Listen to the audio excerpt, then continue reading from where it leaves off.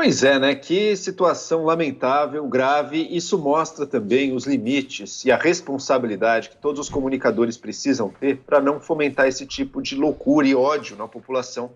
Esse sujeito que fez a ameaça terrorista usou até o próprio e-mail dele. Eu não conheço nada sobre ele, não temos mais informações ainda, mas dado que fez algo de forma tão amadora, assim, usando o e-mail pessoal, é de se supor que não tenha grandes organizações por trás, que seja provavelmente, inclusive, um sujeito meio desequilibrado aí para fazer uma ação desse tipo, que obviamente vai resultar em danos, inclusive para ele, porque será processado por isso.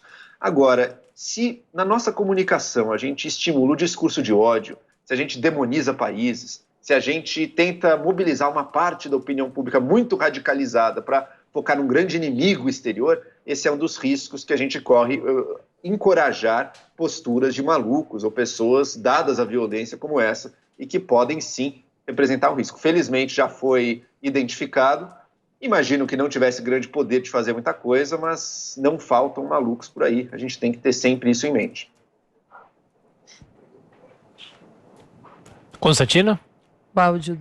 Estamos sem áudio do Rodrigo Constantino. Voltou. Agora sim, Constantino. Começa de novo, por favor. Eu imagino se o Joel estivesse na Guerra Fria que ele estaria falando para não atacarem muito o Império Soviético, porque isso podia levar alguns malucos a cometerem atos isolados. Veja, esse caso parece realmente um desajustado, algum parafuso a menos, até porque ele assume o que está falando, né? Agora, daí a gente concluir que temos que tomar cuidado com o discurso de ódio a países, em vez de falar que nós temos como liberais que lutar contra regimes claramente opressores, como o regime chinês, vai uma longa distância, né? Uma coisa não tem absolutamente nada a ver com a outra. Nós temos que denunciar a China que usa o seu embaixador no Brasil para intimidar deputados eleitos.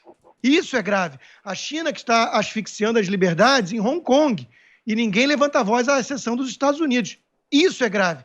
Atacar o governo, o regime chinês, ou o regime russo, ou iraniano, ou venezuelano, não tem nada a ver com atacar o povo. Pelo contrário, é quem quer defender esse povo que clama por liberdade. Então, uma coisa não tem nada a ver com a outra. Esse sujeito aí cometeu um ato criminoso e ainda por cima deve ter um parafuso a menos para fazer de forma tão assumida. Agora, nós temos a obrigação moral de continuar apontando o dedo sempre para esses regimes opressores. Rodrigo, deixa eu dizer aqui, você acerta quando diz que sim, claro, medidas ditatoriais do governo chinês, que é uma ditadura contra Hong Kong e tudo, tem que ser e são, inclusive, continuamente condenadas e discutidas pelos formadores de opinião. Mas a partir do momento que você adota simplesmente o discurso da extrema-direita americana, ajudando a fazer um trabalho do nacionalismo americano que nada tem a ver, inclusive, com o interesse brasileiro, isso pode, inclusive, ser deletério para o Brasil. Por exemplo, deixa eu dar dois exemplos. Primeiro, pessoas de origem oriental sendo atacadas no Brasil por conta de pandemia e coisa assim, que foi um negócio bizarro, mas infelizmente aconteceu.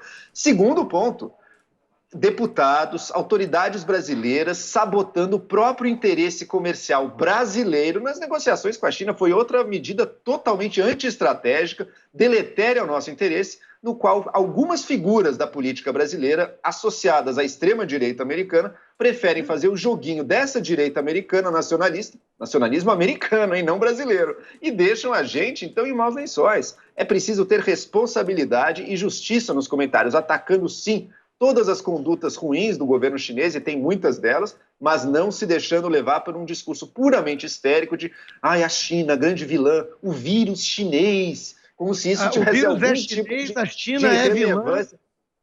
Como se esse tipo de discurso trouxesse algum benefício para nós e cumprisse alguma função ou outra que não simplesmente abalizar e ajudar um discurso da política norte-americana de extrema-direita.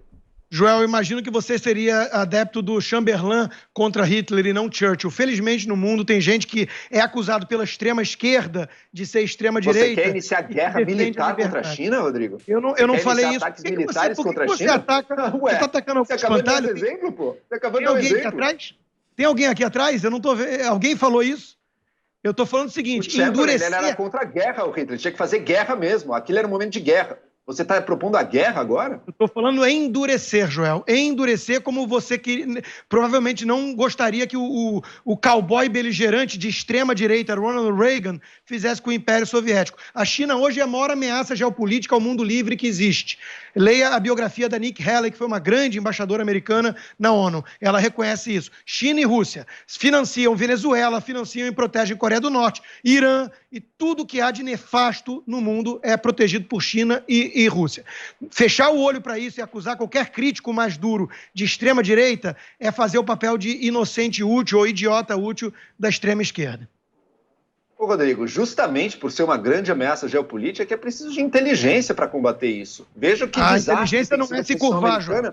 E tem feito, inclusive, os interesses da Rússia e da China crescerem. Cresceu a Rússia no Oriente Médio, cresce a China ali nos mares do Sul, enfim. Se você adota isso apenas com esse discurso bastante histérico, bastante extremado, mas não, e que leva pessoas malucos a fazerem ataques como esses, mas não com uma postura estratégica mais firme, é isso que acontece. Infelizmente, a gente está se perdendo numa briga com muito calor e pouco progresso.